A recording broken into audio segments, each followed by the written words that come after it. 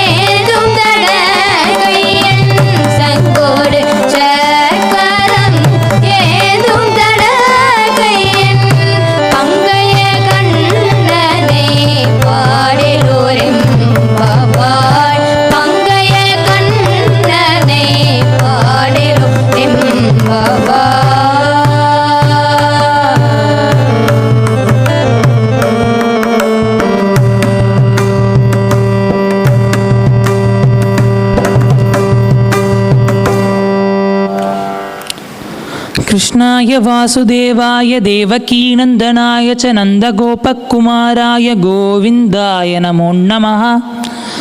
அனைவருக்கும் என்னுடைய அன்பான வணக்கங்கள்.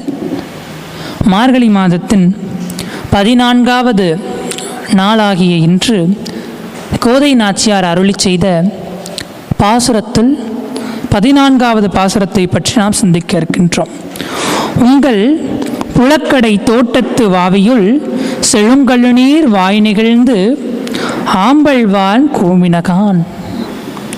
மலர்கள் எல்லாம் மலர்ந்திருக்கின்றன. கண்ணனுக்கு மலர் மாலை என்றால் அதீதமான பிரியம். அதனால தான் பார்க்கடலை கடைந்து எத்தனையோ வஸ்துக்கள் வரும்பொழுது துளசியை தன்னுடைய மார்பிலே அவன் சாத்தி கொண்டான். அந்த மாயக்கண்ணன் என்ன செய்தான் தெரியுமா? ஒரு தரம் ஸ்ரீமால் ஆக்காரர் என்று ஒருவர் இருந்தார். அவர் கம்சனுடைய அரண்மனையிலே மாலைகளை எல்லாம் இறைவனுக்காக கெட்டித்தரக்கூடியவர். அந்த ஸ்ரீமாலாகாரனுடைய வீட்டு வாசலுக்கு கண்ணன் சென்று, நீ ரொம்ப அழகா மாலெல்லாம் கெட்டுறியே, எனக்கு ஒரு மாலை கெட்டித்தான்னு கேட்டாராம். அப்போ ஸ்ரீமாலாக்காரர் சொன்னாராம், இல்லை நான் உனக்கு மாலை கட்டி கொடுத்தேன்னு சொன்னாக்கா எங்கள் மன்னன் கம்சன் என்னை கொன்று விடுவான், நான் மாட்டேன் என்றான். கண்ணன் சொன்னானா, இல்லை இல்லை, நீ கொடுத்த மாலை நான் யார்ட்டையும் சொல்ல மாட்டேன், நான் யாருக்கும் தெரியாமல் போட்டுக்கிறேன். தானும் மாலையை வாங்கி தன்னோட கழுத்தில் போட்டுக்கிட்டானா. அவ்வளவு பிரியமாம் கண்ணனுக்கு மாலைகளின் மீதும் மலர்களின் மீதும். அப்பேற்பட்ட கண்ணனை, மலர்களை விரும்பும் மலர் கண் கொண்ட அந்த மலர் வண்ணனை நாங்களெல்லாம் வணங்கச் செல்வோம். எங்களை முன்னம் எழுப்புவான் வாய்பேசும் நங்காய் எழுந்தீராய் நாவுடையாய் சங்கோடு சக்கரம் ஏந்தும் தடக்கையான் பங்கைய கண்ணானை பாடேலோர் எம்பாவாய். இப்பேற்பட்ட கண்ணனை பாடுவதற்காக நான் தான் உங்களை எல்லாம் வந்து எழுப்புவேன் என்று நீ கூறினாய். ஆனால் நீ எங்களை துயில் எழுப்பாமல் நீ துயின்று கொண்டிருக்கின்றாயே, விரைந்து வா என்று இந்த பாசுரத்தை மிக அழகாக கூறுகின்றார். நாளை 15வது பாசுரத்தில் சந்திப்போம். அன்பு நேயர்களே, இது உங்கள் மனம் கவர்ந்த சானல் ஜி. உங்களுக்காக தினம் ஒரு நிகழ்ச்சி ஒளிபரப்பாகிறது. நண்பர்களுடன் பகிர்ந்து கொள்ளுங்கள். நலம் பெறுங்கள்.